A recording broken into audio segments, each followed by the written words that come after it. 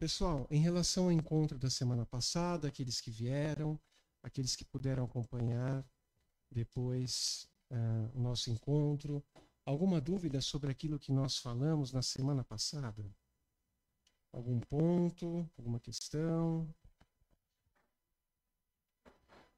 Trabalhamos basicamente a questão relativa ao aspecto religioso da doutrina espírita, que vimos que ela de fato traz essa asa, não é?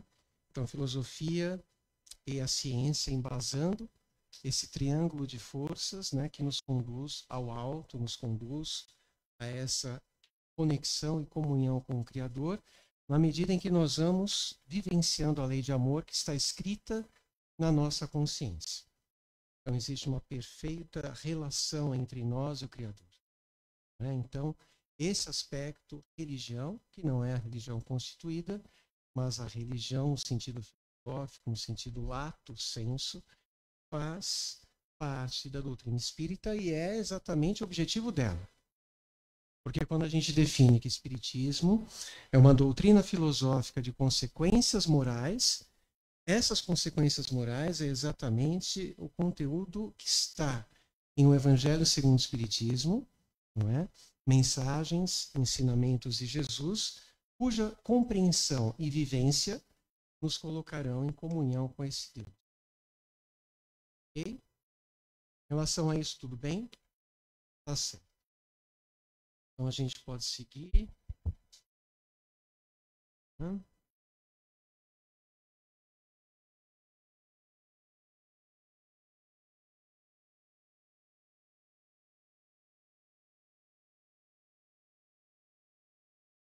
Falamos sobre a relação entre espiritismo e cristianismo?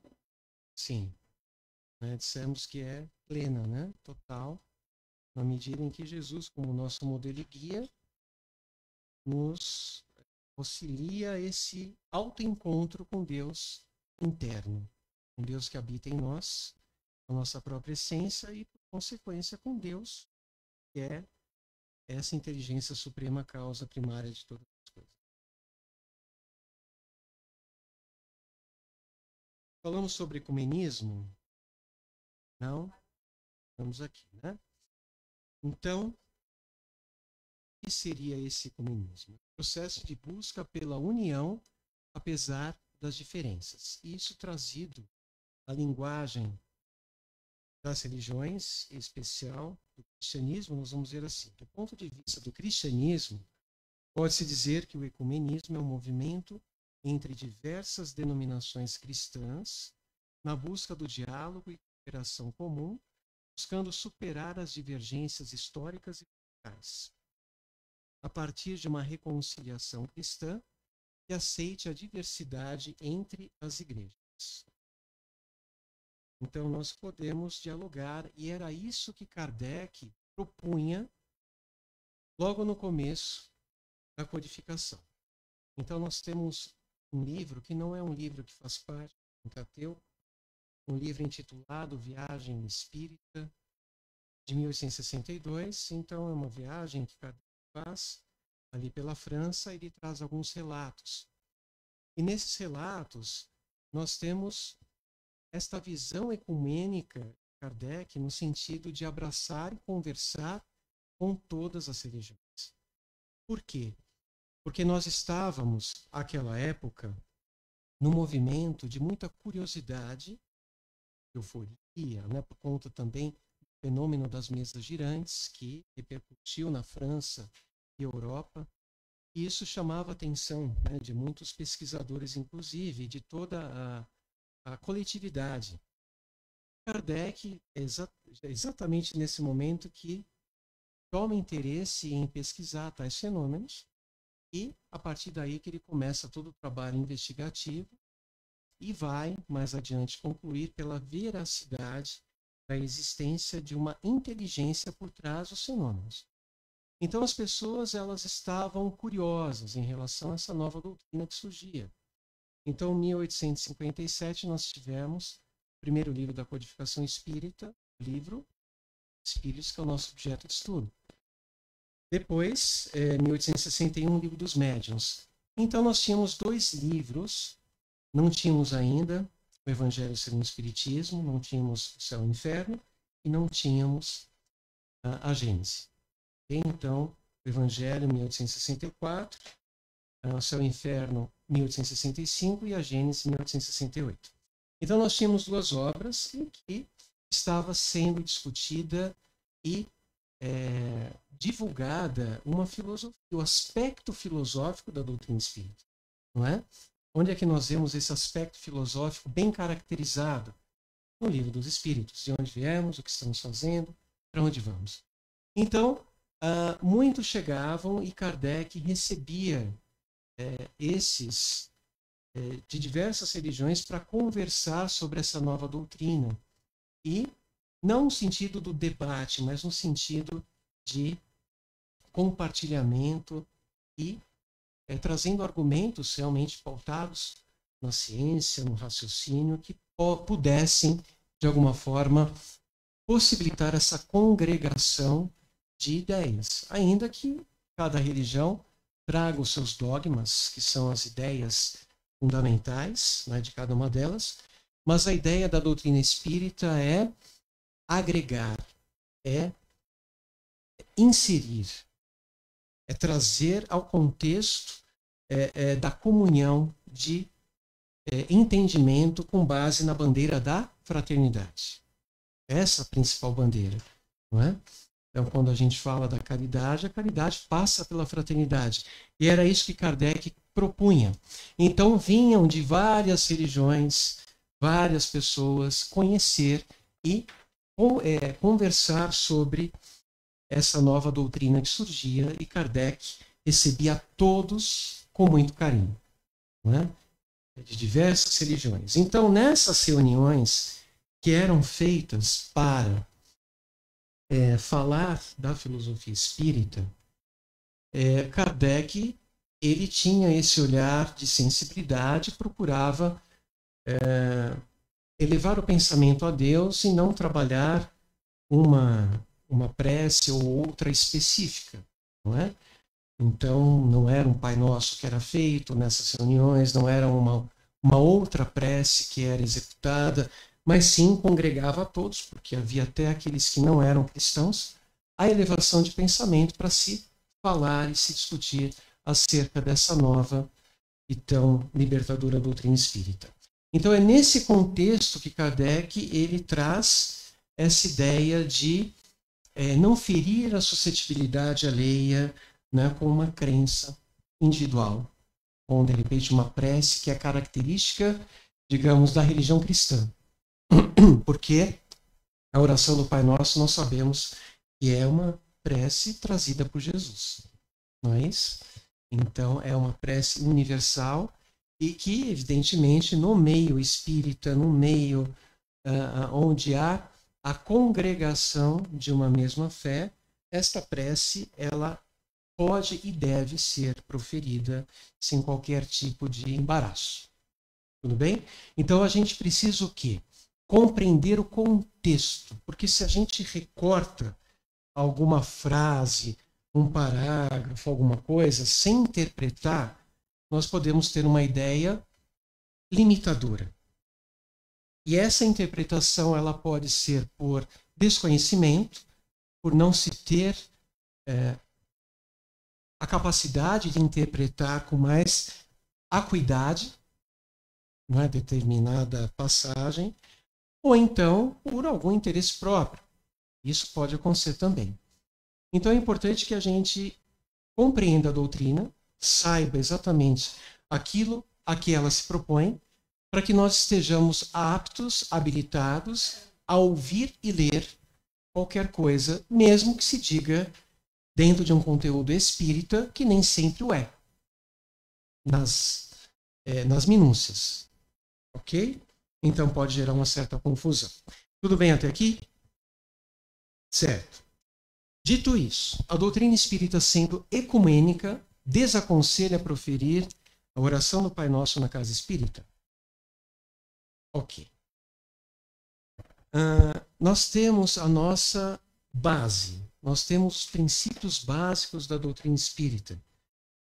E não é porque alguém de uma outra religião venha à casa, que esses princípios serão revogados. Vamos imaginar alguém que professe uma outra religião e vem à casa para passar no tratamento de quarta ou sexta cirurgia espiritual. Passa por um problema grave de saúde, é recomendada a Seara das Fraternidades, e essa pessoa vem à Seara para realizar o seu tratamento, mas ela é de uma outra religião. O fato de esta pessoa estar presente em meio à maioria, provavelmente, de cristãos e, digamos, confrades espíritas. E nesta reunião em que se propõe o tratamento, é feito o Pai Nosso, isso estaria, de alguma forma, desrespeitando a crença alheia? Ou seria apenas uma manifestação daquilo que a própria doutrina é e assume que é? Porque se nós tirarmos o cristianismo do espiritismo, nós estamos tirando o coração da doutrina espírita. E se a gente tira o coração da doutrina espírita, a gente não tem mais doutrina espírita. É toda a base. Não é? Então, o respeito às religiões, a ausência de qualquer crítica, de qualquer tipo de debate, discussão, e se assumir como dono da verdade, tudo isso é extremamente desaconselhável. Não é essa a proposta. Mas sim o inserir, o agregar, o trazer, o fazer parte. Não é? Seja a religião que for, é bem-vinda na casa espírita, é bem-vinda no nosso diálogo e no nosso olhar fraterno e benevolente. Ok? Oi.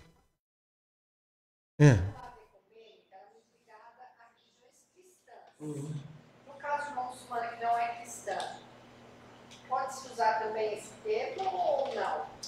Pode, porque se a gente pensa na etimologia da palavra, a gente vê aqui, ó,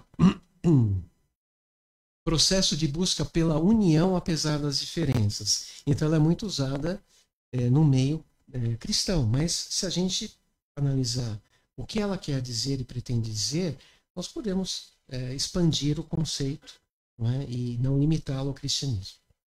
Tá bom?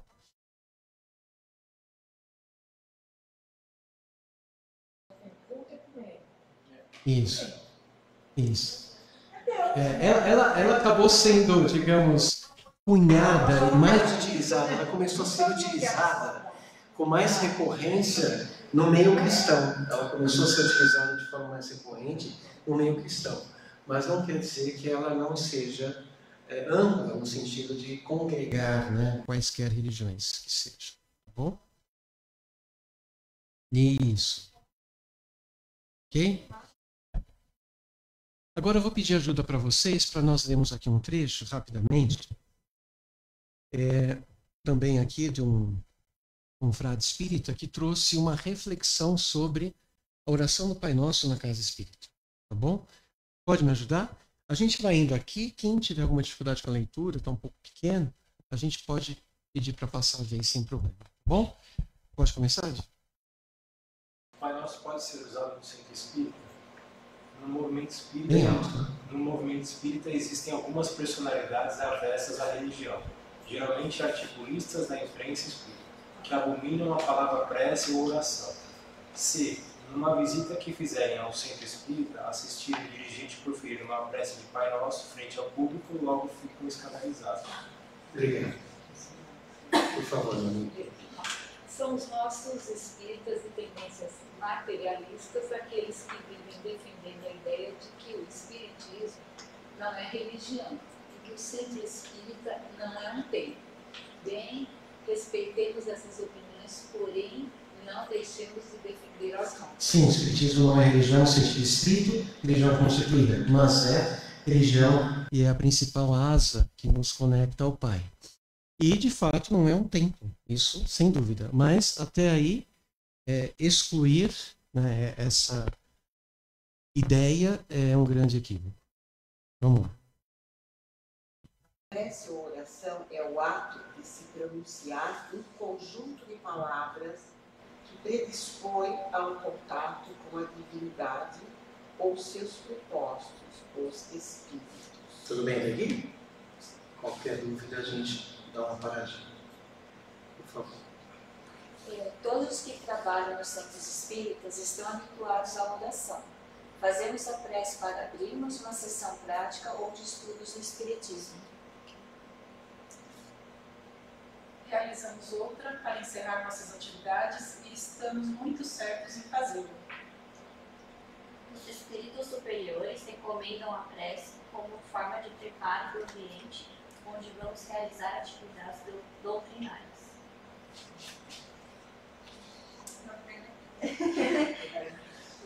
Podemos utilizar o Pai Nosso nos trabalhos.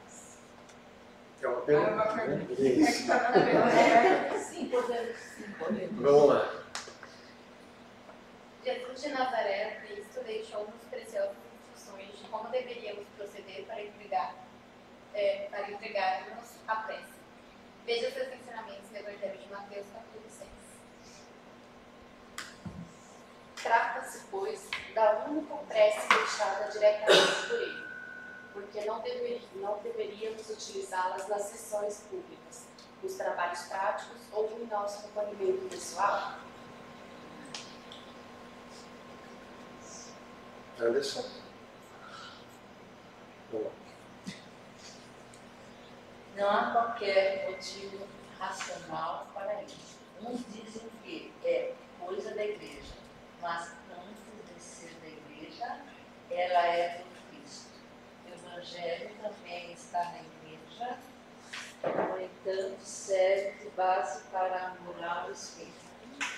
Sim, o Evangelho está na igreja. Está. E, no entanto, serve de base para a moral espírita. Doutrina filosófica de consequências morais, não é isso? Vamos lá. Parece que o problema é mais do plano de você. Certo. Tudo bem até aqui? Relação ao Pai Nosso, tudo esclarecido, tudo tranquilo? Ok. Vamos em frente. Deus é onisciente. Isso pode ter no desenvolvimento da verdadeira fé. O que é ser onisciente? Isso, onisciente, onipresente, é ter a ciência de tudo, não é? Saber tudo. E Deus é onisciente? Tá. E aquela frase, qual é a frase? Não cai uma folha de uma árvore. Ela tem sentido, ela é duvidosa, ela suscita algum questionamento? Para alguns, sim. Para algumas pessoas, sim. Não é? Porque não viram escrito exatamente desse jeito no Evangelho. Ok? Ou em algum outro livro sacro. Mas, qual seria o sentido? Da programação ou da vontade de Deus.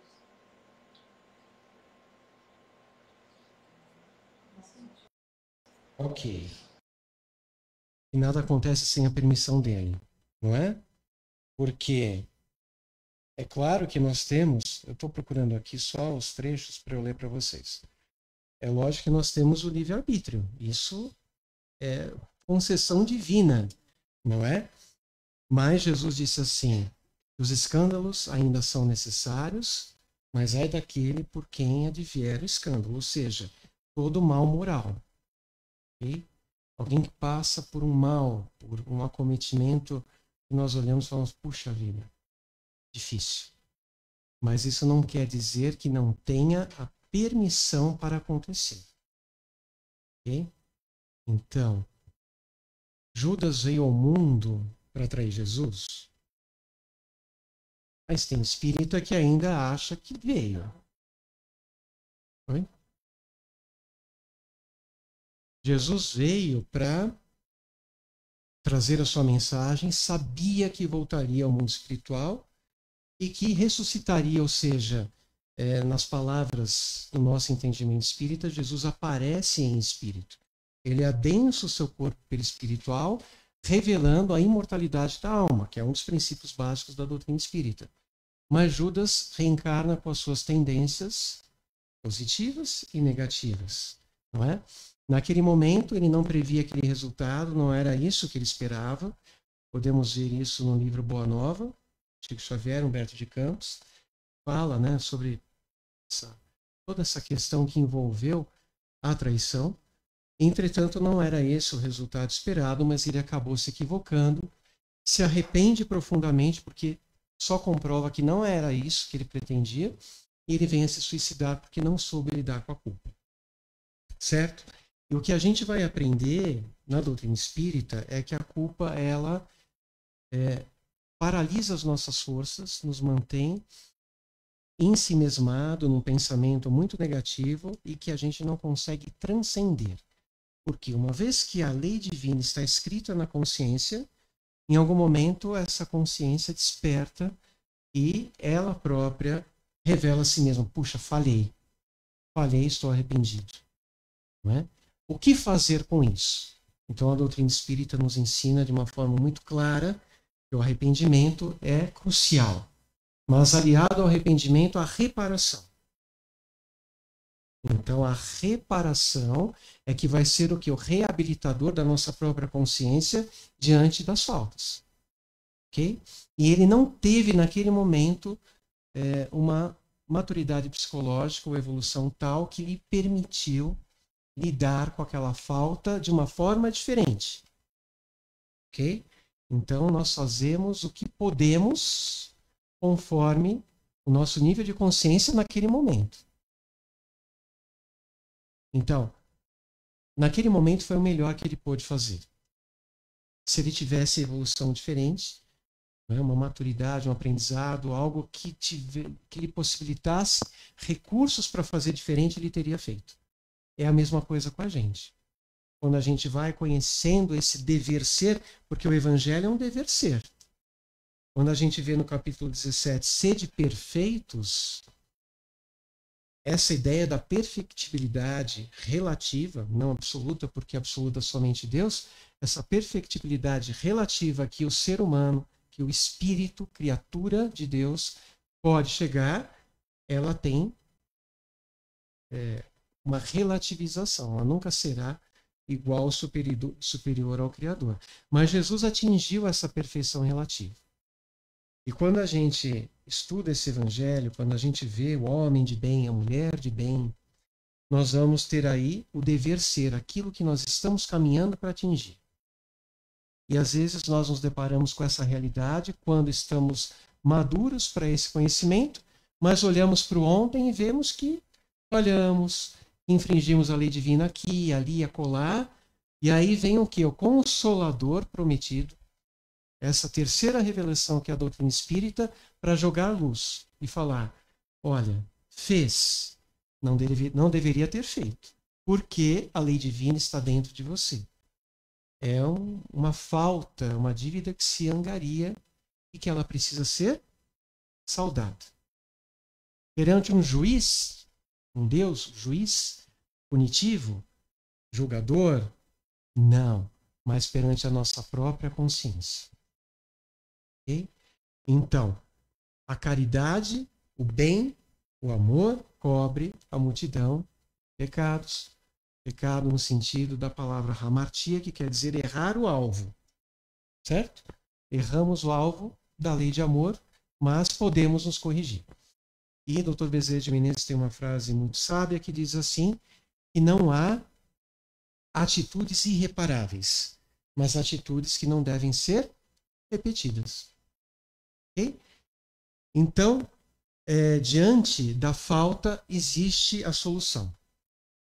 Existe o caminho de solução, de reerguimento moral perante si mesmo. Ok? Então, esse é o presente, não é, dessa doutrina, que nos traz consolação e não penas eternas. Não fogo eterno e coisas do tipo.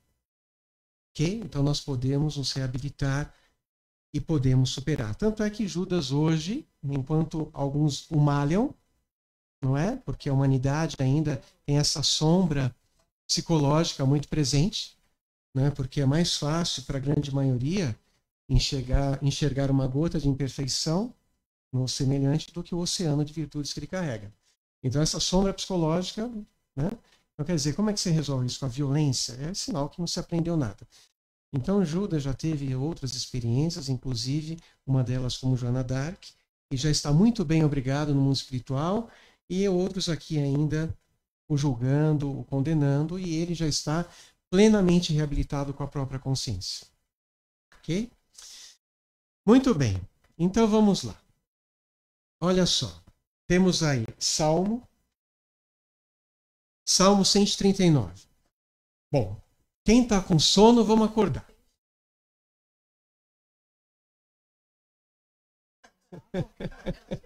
Nada de pegar o travesseiro na forma de agasalho. É. Olha lá, Salmo 100. Quando o facilitador percebe isso, a gente tem que modular um pouco mais a voz. Eu lembro que tinha um professor na faculdade, nossa, e assim, às vezes dava sono na aula, porque também já era de noite, tarde, aquela coisa toda. E aí, quando ele percebia que o aluno estava piscando o olho, ele dava um chute assim atrás, na lousa. Parecia mais um cavalo dando um coice, né? E não tinha um que não acordava. Só que eu não vou fazer isso, porque não, né? Não é exatamente a melhor proposta. Então, eu vou modular um pouquinho a voz aqui para a gente ir lá. Olha só, Salmo 139, olha só. O salmista Davi detalha como Deus o conhece completamente desde antes do seu nascimento, sabendo todos os seus dias e pensamentos. Ele declara que antes que uma palavra chegue à língua, Deus já a conhece. Depois a gente vai ter na Bíblia, né? Crônicas 28, 9. A passagem afirma que o Senhor sonda todos os corações e conhece a intenção de todos os pensamentos. Lucas 12, 7 e Mateus 10, 30. Isso já no Evangelho. Afirmam que até os cabelos de vossa cabeça estão todos contados. Uma frase usada por Jesus para tranquilizar seus seguidores, destacando que Deus tem conhecimento detalhado de cada indivíduo e cuida deles com atenção minuciosa, mostrando a grande providência e o imenso valor que ele tem por cada pessoa. Okay? Mateus 10, 29, Jesus diz: não se vendem 2 pardais por uma moedinha. Contudo, nenhum deles cairá no chão sem o consentimento do Pai de vocês. Essa passagem reforça a ideia de que até os pardais, considerados pequenos, não sofrem sem a permissão divina. Okay? Alcorão 6,59. Quem tinha comentado sobre o Alcorão aqui? A colega, né? Comentou. Ele possui as chaves daquilo que é impossível conhecer, coisa que ninguém além dele possui. Ele sabe o que há na terra e no mar, e não cai uma folha da árvore sem que ele disso tenha ciência. Não há um só grão no seio da terra, ou nada verde ou seco, que não esteja registrado no livro lúcido. Então, esta frase, ela pode ser feita uma releitura dela em diversas outras passagens, e a ideia da onisciência divina é a mesma que está presente, e é isso que nos dá um sustentáculo. Porque se a gente duvida disso, a doutrina espírita fica manca também. Fica manca. Ninguém vai morrer de véspera. Ninguém vai morrer de véspera. A não ser que faça por onde? A pessoa fuma até estourar o peito. Bebe de forma desregrada. Não é? Comete excessos de toda a natureza, inclusive de alimentação. Realiza esportes altamente radicais em que a vida está por um fio e a qualquer momento pode ter uma falha mecânica de alguma coisa e ela vir a desencarnar. E a gente vai dizer o quê? Não que foi a vontade divina, mas se aconteceu, é porque foi permitido. Tá? E se a gente duvidar disso, a gente começa a duvidar de um monte de coisa. A gente vai achar que aborto é uma coisa super tranquila, que o suicídio, beleza, a gente tem um livre-arbítrio e outras coisas. Tá? Então, relativizar determinados conceitos espíritas é muito perigoso. Por quê? Porque se eu coloco a capa de espiritismo em determinados achismos pessoais, o que pode acontecer? A pessoa, ela, nossa, é isso? Ah, então tá. Ah, quer dizer que eu tenho livre-arbítrio? É uma dor que caracteriza a minha intenção de cometer o suicídio? Eu vou chegar no mundo espiritual e Deus não vai me castigar. Claro, Deus não vai castigar, porque Deus não castiga. Mas se eu entendo o Espiritismo, eu vou saber que a questão 621 fala que a lei divina está escrita na consciência da gente. A lei de Deus está escrita na consciência. Então somos nós mesmos que vamos ter aquela zona de remorso que vocês viram lá no capítulo 12 da apostila, que todos leram, creio eu. E vamos ver aquilo em algum momento maltratando o nosso corpo espiritual e gerando este efeito daquela causa, portanto, falando-se da lei de causa e efeito. Certo? Tudo bem? Oi. Que algumas pessoas que se arriscam, que nem se for esportes radicais, essas coisas assim, né? Pensando, se não for minha hora, eu posso arriscar mesmo, posso me jogar que não vai acontecer nada. Pode ter uma mensagem subliminar nela própria de um desejo que não é revelado e que ela própria não tem coragem de revelar. Mas a intenção pode estar aí, uma mensagem subliminar de que não quer viver. E a gente pode atrair um contexto conforme o que estamos no âmago mentalizando. Por isso a gente tem que ter muito cuidado com aquilo que a gente pensa e as nossas intenções. Quais são as nossas intenções quando nós fazemos ou deixamos de fazer alguma coisa? Ok?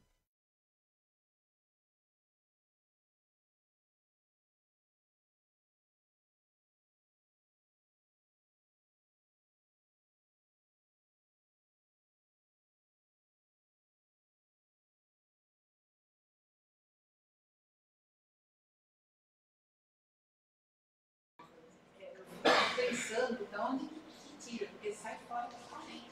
É o que o paciente. Sim. Você acreditar, mas está... É que assim, gente, o que acontece? Opiniões pessoais, elas são absolutamente respeitáveis.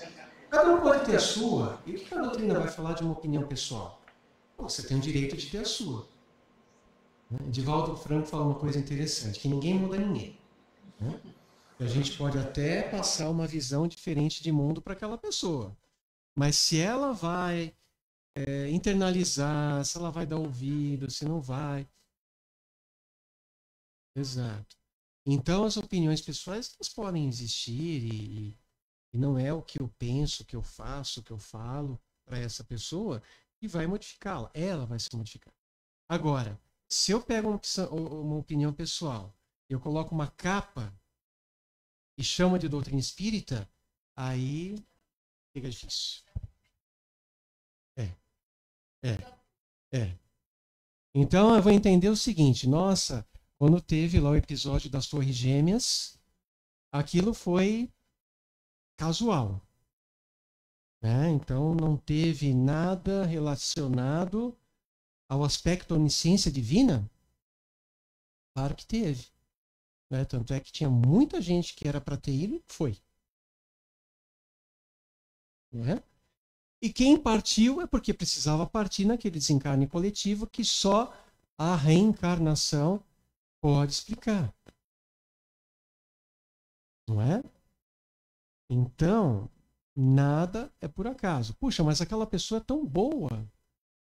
Sim, mas provavelmente havia ali um débito de consciência em relação a algum episódio do passado e que ela precisava se libertar daquilo. E às vezes a escolha do próprio espírito. Às vezes a escolha do próprio espírito. Não é? E ninguém passa aquilo que não precisa passar. Se a gente pega a história dos apóstolos, nós vamos ver todos eles desencarnando de uma forma um pouco mais drástica, martirizados. Mas se a gente olha João Evangelista, foi o único que não foi. E João Evangelista foi Francisco de Assis em existência posterior. Então a gente já vê um delineamento de personalidade, né? E a gente observa que ele já nasceu pronto. Francisco de Assis já nasceu pronto. Tanto é que ele foi aquele discípulo muito chegado a Jesus e fiel até o fim. Fiel até o fim. E ele começa o seu ministério apostólico muito jovem. Muito jovem. Ele estava muito convicto daquilo, né? Então, provavelmente, antes de ser João Evangelista, ele já avançou significativamente em outras existências e veio realmente para dar uma sustentação a Jesus, né? nessa grandiosa missão. E aí a gente vai ver, às vezes, uma bala perdida que atinge uma gestante, atravessa e nem ela nem o bebê perecem, ambos saem ilesos. A gente vai ver tsunamis em que alguns voltam ao mundo espiritual, outros têm perdas materiais significativas, precisando recomeçar, não é? E tem aquela frase bíblica, né, de Jó que fala: Deus, tu me deste, tu me tiraste, que seja feita a tua vontade. Então, uma prova, não é? Então, nós não estamos aqui também para passar pelas provas do desapego. Às vezes, aquela foi a prova escolhida ou uma expiação por alguma existência que não foi bem aproveitada. E quando a gente vê nesse mesmo tsunami uma criança que vem ilesa, boiando no colchão, tranquilamente por águas mansas, não é isso? Então, há onisciência divina, claro, sempre, não é? E há uma justiça absoluta. Não é a justiça humana, é uma justiça absoluta, não é? Por isso que a fé é humana e divina, capítulo 19 do Evangelho. Se eu considerar só a fé humana, e ela é importante, necessária, é a fé que eu deposito nas minhas forças para a consecução de um objetivo. Agora, se a fé que eu deposito em mim for maior daquela que eu devo depositar em Deus, sabedor que nada acontece sem a permissão dele, então essa fé, ela é arrogante, não é fé humana. E se eu tenho uma fé humana, que é humilde, mas também eu não olho muito para essa questão relativa a aquilo que é da onisciência divina, ela também não vai ser uma fé completa. Porque de repente eu posso assistir o livro, ler o livro O Segredo, assistir o filme e ver lá, né, aquela pergunta que não cansa de falar, que é o que você realmente quer, o que você realmente deseja, o que você realmente quer. Ok, o nosso desejo, ele tem um poder criador, porque é o pensamento que está se mobilizando. Mas achar que porque eu desejo isso vai acontecer se for permitido, senão não vai. Não é? Se a gente pega aqui, ó, pedi obtereis eficácia da prece, tá? Capítulo 27, nós vamos ver lá, falando sobre o fluido cósmico universal, que é o agente de transmissão do pensamento. E lá nós vamos ver o seguinte, que mesmo que a nossa prece não seja dirigida diretamente a Deus, mas sim aos bons espíritos, há uma recondução dos bons espíritos ao Pai, e aqui fala, porque nada acontece sem a permissão dele. Não é? Então, é o que a gente precisa refletir, né? Quando oramos para outros seres e não para Deus, aqueles nos servem apenas de intermediários, de intercessores, porque nada pode ser feito sem a vontade de Deus. Então aqui, Poderíamos acrescentar o Evangelho segundo o Espiritismo, capítulo 27, item 10. Certo? Depois o Anderson pode nos ajudar, complementando aqui.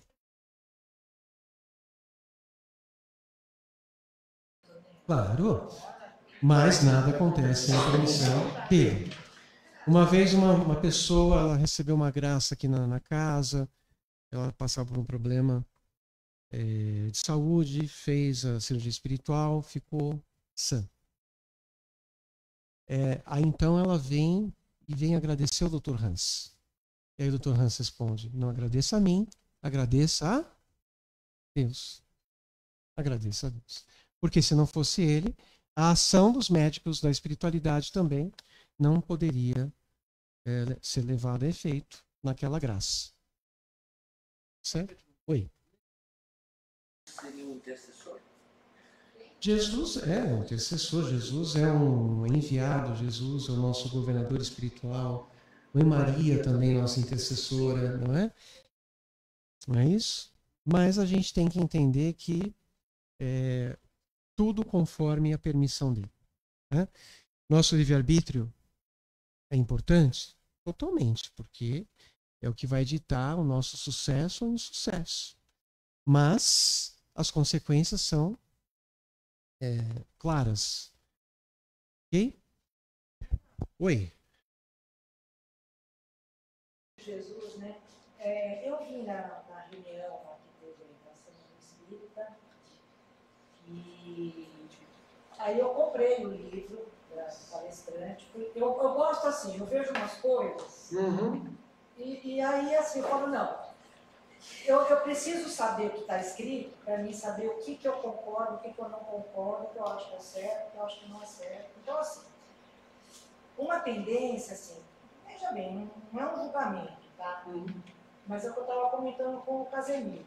Hoje em dia, no mundo, assim, tem várias situações que, assim, algumas pessoas, assim, é como se você customizasse um produto. Vou pegar esse óculos. Ah, não, mas é que agora o mundo atual, ele está gostando mais do óculos transparente e tal. Não, mas a gente dá um toque, assim.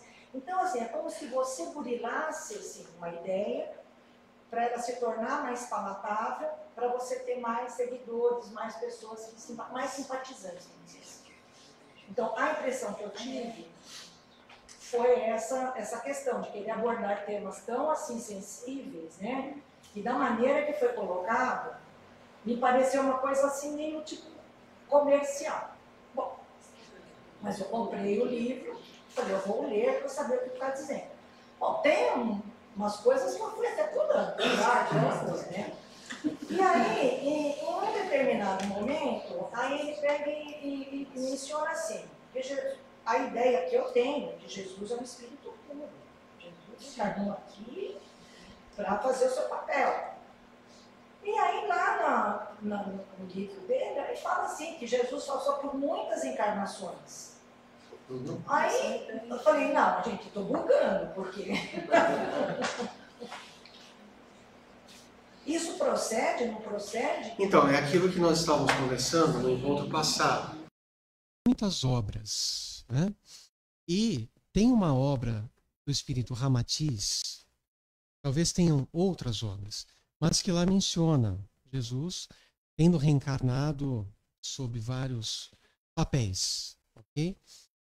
E isso confronta diretamente com a ideia de Emmanuel, que nos traz Jesus como governador espiritual do planeta Terra, tendo encarnado na Terra uma única vez. Então ele trilha a sua evolução espiritual em outros planetas, porque todos somos criados do mesmo ponto de partida. Então Jesus ele já era há 4,5 bilhões de anos atrás, quando a Terra foi formada, e ele recebeu essa designação do Pai para ser o tutor da humanidade terrena, então ele já era um espírito puro.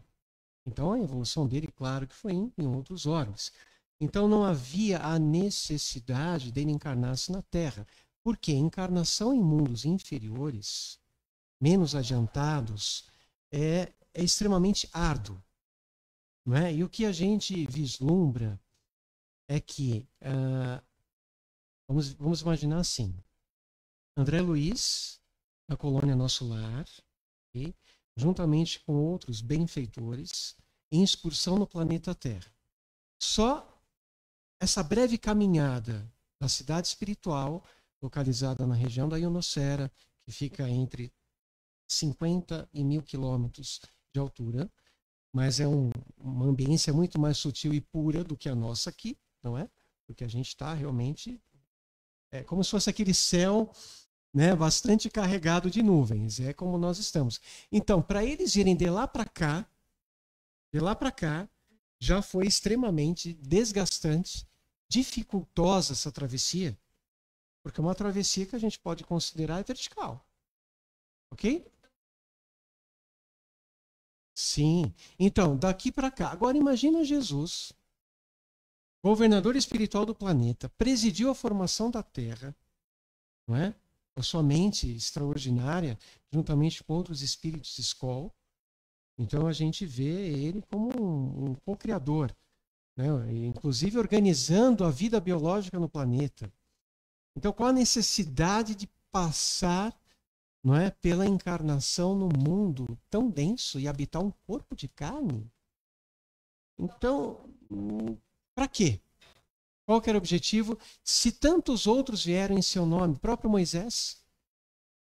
Então Moisés é uma figura extraordinária dentro da proposta, né, de relembrar a humanidade a lei divina. Porque ele vem trazer pelo Decálogo, os 10 mandamentos, a primeira revelação da lei divina. Ela já está na nossa consciência, mas a humanidade, né, ainda sem esse despertamento. Então vem Moisés, então um emissário, um enviado, assim como tantos outros. O próprio Kardec, não é? Mas espíritos que deram conta do recado, não é? Cada um no seu lugar. Buda, Maomé, Lao Tse, cada um no seu lugar. Mas Jesus coordenando, porque para Jesus não tem essa de cristianismo. Jesus veio trazer o quê?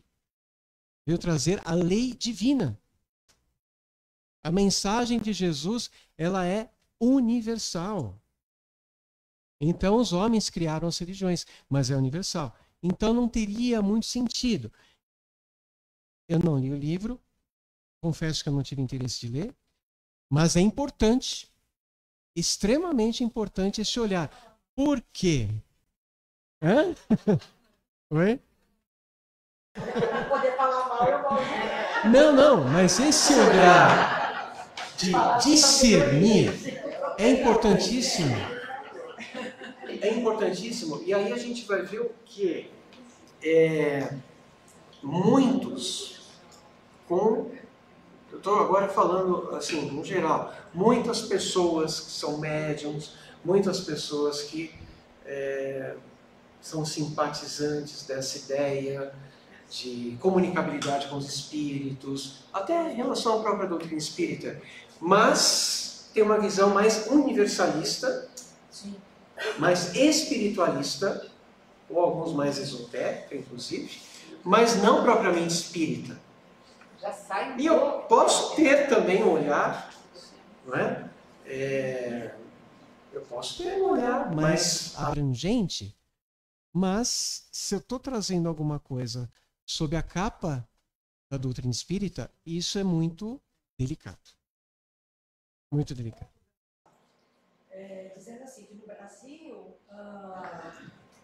que o povo brasileiro, assim, que ele fica mais assim, focado na figura dos médios, o Chico Xavier, o Divaldo Franco, e que se afasta da questão do Kardec.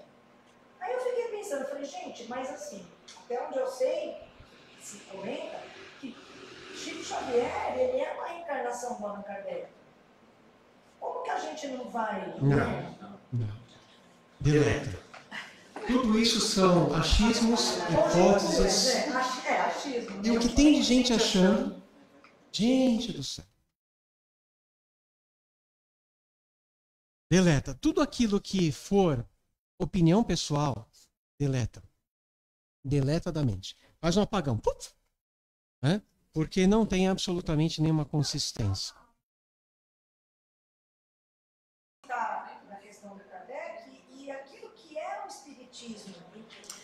A gente tem que entender assim, né? A gente tem que olhar para o Chico Xavier, para a pessoa dele.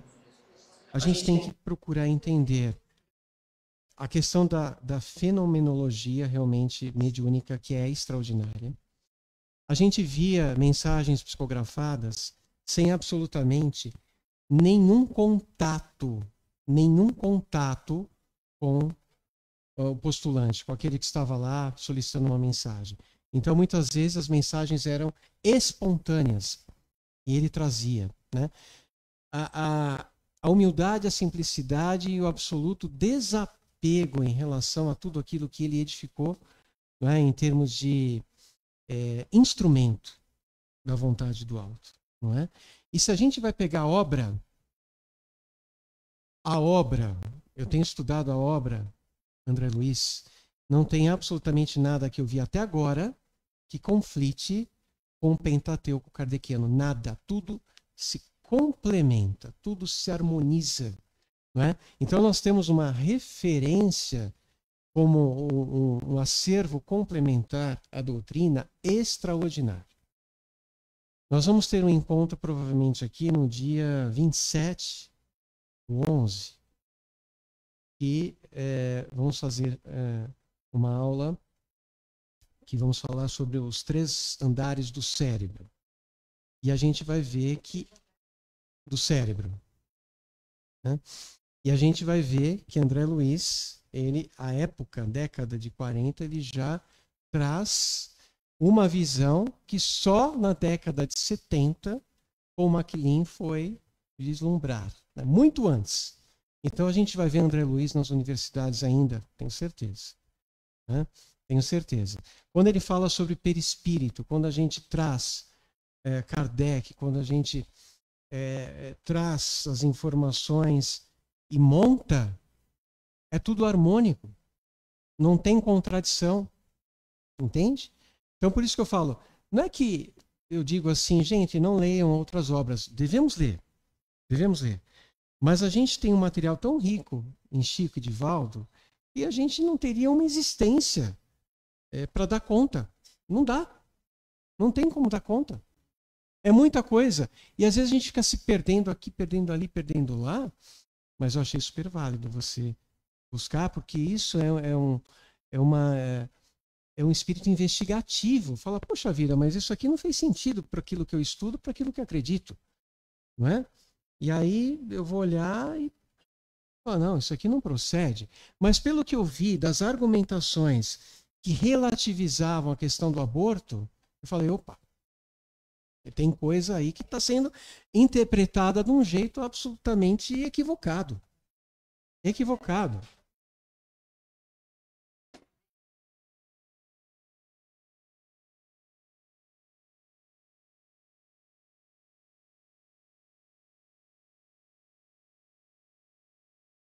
Claro, não. E, gente, tudo é permitido. O que acontece?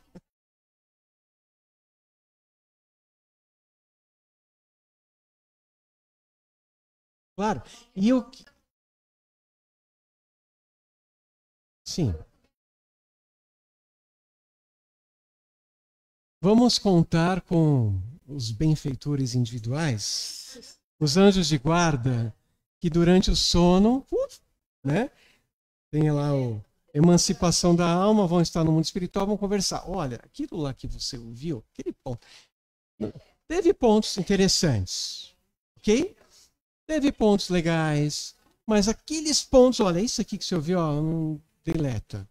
E com certeza a espiritualidade vai dar um jeitinho, né? Dizendo que a obra de vocês ela é excelente. Com Kardec, a obra de Kardec. Não tem nada que destoie. Claro. Gente, a gente tem que pensar assim. A gente não passa nada que não precisa. não é? Então, se a gente passa por alguma coisa, a gente tem que extrair um bem desta coisa. Até para ver, né, como que a gente vai se portar. Porque, assim, uma coisa que é muito importante é nós... isso, quando a gente estuda o perdão, é fundamental. Eu posso não concordar com a atitude de alguém ou com as ideias de alguém. No caso do perdão, quando alguém nos faz algum mal. E aquela discordância em relação àquela atitude, isso pode gerar em mim uma reação que vai me colocar num prisma de mágoa que vai me manter num padrão vibratório mais baixo. Isso não vai ser bom para mim. Mas o fato de eu não concordar com alguém não quer dizer que eu esteja contra a pessoa. Essa é a grande diferença.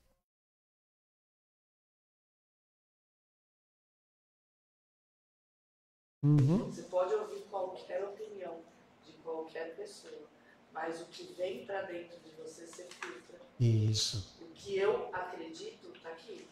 Isso. Eu posso te ouvir, não concordar e sair ilesa disso. Porque o que eu acredito está dentro de mim. Eu estou filtrando. Não precisa chegar para mim, eu não acredito. Uma coisa importante que eu acho é assim, uma coisa é você fazer um curso, né, que a gente faz aqui há 2, 3 anos, vai continuar e vai estudando. Você está estudando, você está aprendendo. Outra coisa é uma palestra. O cara vai lá e ele pode dar a opinião dele. Né? Você pode gostar ou não, você tem que ter o bom senso para você discernir o que você aproveita e o que você deleta. Eu lembro quando eu fazia engenharia, eu estava no 3º ano, veio um cara de uma empresa e deu uma palestra. Foi todo mundo. Ele começou a palestra assim: se você está fazendo engenharia para ficar rico, largue agora. A turma fica assim: caramba, o que eu estou fazendo aqui? Então, se você for olhar aqui e falar, pô, vou embora. Porque todo mundo acha que vai ficar rico, todo mundo acha que vai ser próximo. Então, você tem que ter o discernimento. Você vê a sua aula, você pega um slide, você fica 1 hora aqui falando. Um slide, um tema. Então, o cara veio e colocou 10 temas. Tudo muito, né? Muito. E falou um slide de cada um e jogou. E foi embora. Então você tem que ter, peraí, concordo, né? Já falou, você lê, vai lá ler. O que é bom? O que é bom? O que você vai concorda ou não? E pronto. É isso. A gente tem que ter, assim, muito cuidado com o que a gente vê. Tem muitos vídeos, tem muitas coisas, tem muita coisa que não tem sentido, tá, gente? Então é só um cuidado. Tem, por exemplo, não vou mencionar o nome agora, tá? O Anderson está aqui. Mas tem um senhor espírita, já um senhor, que ele conviveu com o Chico Xavier, assim, ele teve um contato na casa e tal, frequentou o ambiente da casa dele, de alguma maneira. Mas hoje ele se apresenta como tendo sido confidente de Chico, né? Então, tudo que você ouve, ele, não, porque Chico me disse, porque Chico falou, porque Chico isso, porque Chico aquilo, né? Ele também acha que Chico foi a reencarnação de Kardec. Então, assim, são conjecturas, achismos, opiniões pessoais e tem algumas coisas que são fantasiosas, tá? Mas existe o rótulo da doutrina espírita. Por isso, ou a gente estuda, ou a gente vai ser aquele peixinho que na primeira vara pegou, tirou da água, coitado, não deu nem tempo de dar uma brigadinha no anzol. Já... Então a gente tem que ter esse cuidado, né? Até como você falou aqui, cuidado, assim, quando a gente escuta em palestra, de contrato, porque às vezes, quando a opinião é muito diferente também dos nossos valores, do que a gente acredita fora da religião, isso às vezes destaca, assim, a gente percebe. Mas muitas vezes, quando alguém está dando uma palestra, isso eu já percebi, não só aqui na casa, em outros lugares, que existe muita opinião da pessoa, porque é difícil a gente falar sobre um assunto sem colocar nossa opinião. E às vezes, como é mais similar ao que a gente pensa, a gente nem percebe que tem uma conotação de opinião. Então eu acho que o segredo maior é esse, a gente estudar mesmo a doutrina para a gente conseguir separar quando a pessoa está falando. Porque eu acho que sempre vai acontecer em palestra. Dificilmente, só pessoas muito experientes, né, que vão dar palestra, já dão palestra há muitos anos, ou pessoas que são facilitadoras, que têm já esse domínio. Senão, sempre tem algum lado que vai puxar um pouco da opinião pessoal. Então, acho que, no fundo, isso sempre vai acontecer. Não acho que vocês até pediram desculpa, né, pelo Covid e tal, mas eu acho que é algo que vai acabar acontecendo em toda a palestra. Trazendo valores de um lado, trazendo valores do outro, eu acho que é isso aqui que cada um tem que buscar para conseguir ter esse discernimento e fazer esse filtro certo. Isso. Isso aí. Gente, vamos começar na próxima aula.